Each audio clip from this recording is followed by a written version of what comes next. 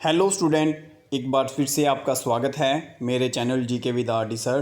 तो आज हम डिस्कस करने वाले हैं पुष्यमित्र शुंग के बारे में और सातवाहना वंश के बारे में। आपको पता है मगध के बाद जब मगध के ऊपर मौर्य वंश की स्थापना होती है तो मौर्य वंश के जब डिक्लाइन होता है, अशोक के बाद कमज़ोर राजे आते हैं, वो इतना इसके स्ट्रक्चर को संभाल नहीं पाते हैं। तो उसके बाद इसका मौका उठाकर पुष्यमित्र शुंग के द्वारा शुंग वंश की स्थापना की जाती है मगध के ऊपर। तो ये एक ब्राह्मण जाति का था, तो इसीलिए इस वाले जो साम्राज्य को बोला जाता है ब्राह्मण साम्राज्य। तो मगध के ऊपर एक टाइम ऐसा भी था कि ब्राह्मण साम्राज्य की भी स्थापना हुई थी। तो इसके बारे में आज हम डिटेल में डिस्कस करने वाले हैं।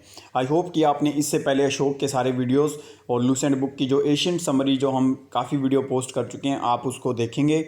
और इसके साथ जो स्टूडेंट इस चैनल के ऊपर नए आए हैं, प्लीज़ इस वीडियोस को लाइक करें, शेयर करें अपने फ्रेंड्स के साथ, ताकि इसी तरह की वीडियोस आपको फर्दर इसी तरह से मिलती रहें।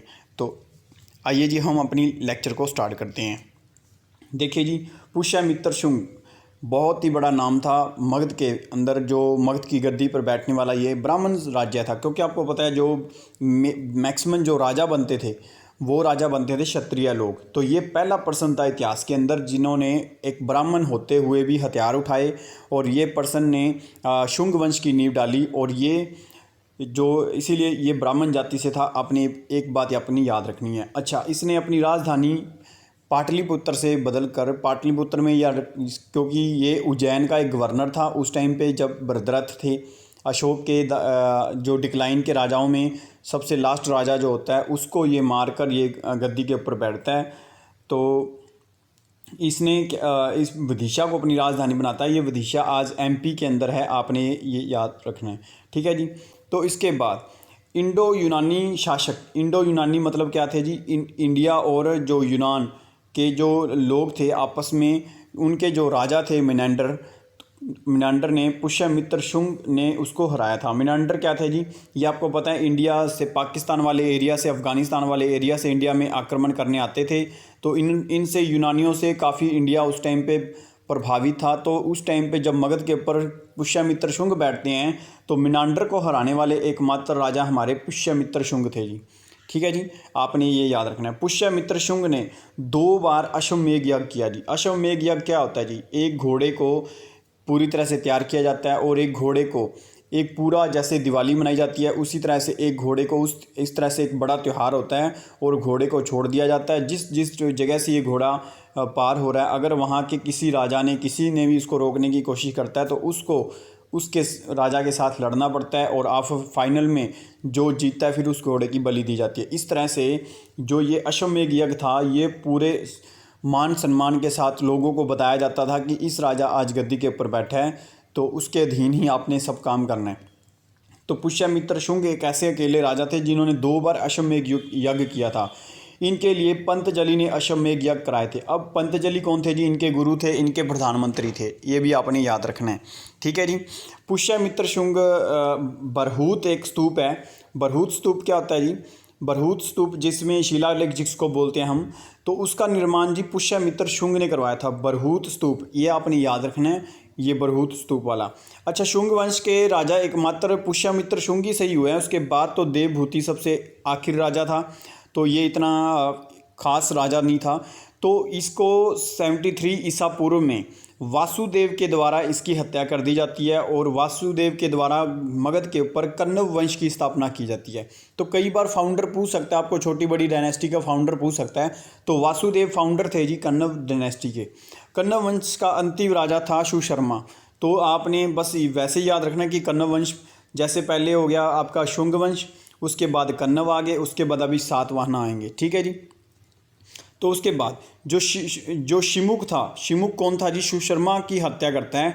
कण्व वंश के लास्ट राजा थे जी सुशर्मा, उसकी हत्या शिमुक के द्वारा 60 ईसा पूर्व में करके सातवाहना वंश की स्थापना की जाती है। सातवाहना वंश कई बार पेपरों में पूछा गया है। ये एकमात्र वंश ऐसा था जो कि नॉर्थ और साउथ इंडिया के बिल्कुल कहते हैं ना इक्वल राइट करता था, मध्य प्रदेश के अंदर था, जिसके कारण ये दोनों तरफ कंट्रोल करते थे। ठीक है जी। उसके बाद सातवाहना वंश आंध्रा शासकों ने अपनी राजधानी प्रतिष्ठान को बनाया था, प्रतिष्ठान, और ये आंध्र प्रदेश के औरंगाबाद ज़िले में है आज का। जो क्योंकि जो सातवाहना थे जो दक्षिण में थे उनकी बात कर रहा है ये। कुछ सातवाहना जो मेन राजे सातवाहना वाले थे वो आपके मिलेंगे आपको MP राज्य के अंदर। ठीक है जी। तो ये आपने याद रखना है। सातवाहना वंश के प्रमुख शासक थे शिमुख हो गया, तो ये तो इसके फाउंडर थे। फिर आते हैं शतकर्णी, गौतमी पुत्र शतकर्णी, वशिष्ठ पुत्र शतकर्णी, पुलुमावी, ते यज्ञश्री अशतकर्णी। ये सारे क्या थे जी, अपनी मदर का नाम आगे लगाते थे, तो इसके कारण इनको, तो इनमें सबसे प्रभावित जो राजा थे वो थे जी शतकर्णी राजा थे, जिन्होंने पुष्यमित्र शुंग जैसे 2 अश्वमेध यज्ञ करते हैं और इसके राजसूय यज्ञ भी किया था। इन्होंने अपने ताज पहनने के लिए एक राजसूय यज्ञ भी किया था। 2 यज्ञ अपने फेमस रखने हैं। एक तो होता है आपका अश्वमेध यज्ञ और एक होता है जी आपका राजसूय यज्ञ। राजसूय यज्ञ किया जाता है जब किसी को ताज पहनाया जाता है, जब उस टाइम पे किया जाता है, और अश्वमेध यज्ञ अपने बल को दिखाने के लिए, अपनी सेना को दिखाने के लिए किया जाता है। तो उसके बाद आप बात करते हैं जी हाल में ही हाँ जी, सातवाहना शासकों के समय में जो प्रसिद्ध साहित्यकार हाल और गुनाडे थे। ये आप भले ना भी याद रखोगे तब कोई फ़र्क नहीं पड़ता आपको। उसके बाद देखिए हाल ने गाथा सतशतक और गुडनायक ने ब्रह्म कथा नामक पुस्तकों का वर्णन किया था। ये पुस्तकें आपसे पूछ सकता है क्योंकि ये इसके लिटरेचर लिखने वाले 2 पर्सन थे और 2 पर्सन ने कौन कौन सी किताबें लिखी हैं उसके बारे में बता रखा है। ठीक है जी। तो एक तो थी सप्त और एक थी बृहत कथा। तो ये 2 शासकें थी। सातवाहनों ने चांदी, तांबे, सीसा, पोटिन, कांसे की ये सभी मुद्राएं चलाई थी। तो ये आपके मुद्रा वाला क्वेश्चन इनमें से तो आने नहीं वाला है। तो जो अगर मुद्रा वाला क्वेश्चन आएगा तो इंडो ग्रीक जो आएंगे ना, उस शकों के द्वारा कुषाण वंश वाले में से आता होता है उसका क्वेश्चन। तो ब्राह्मणों को भूमि अनुदान देने का जो प्रथा है वो आरंभ की थी जी सातवाहन शासकों के द्वारा प्रथम। अब देखो जी, ये जो भूमि दान दी जा रही है यही बाद में आगे चल के आपको बताऊंगा कि फेडरलिज्म बनेगा, यही फेडरलिज्म सिस्टम बनेगा। ये हम आने वाले लेक्चर में आपको बताएंगे। तो ये एक प्रथा थी कि जो ब्राह्मण होते हैं उनको भूमि दी जाती थी उनके लिए। ठीक है जी। सातवाहनों वंश की जो लैंग्वेज थी उनकी प्राकृतिक और लिपि थी ब्राह्मी लिपि। देखो जी, जो लैंग्वेज आम बोलचाल की भाषा जो थी वो थी प्राकृत, क्योंकि ये काफ़ी टाइम से पुरानी चलती आ रही है। क्योंकि आपने बुद्ध धर्म के अंदर भी देखा होगा, उन्होंने अपने सारे जो उपदेश थे वो भी प्राकृत लैंग्वेज में दिए थे। तो लिपि जो थी वो ब्राह्मी होती थी। ठीक है जी।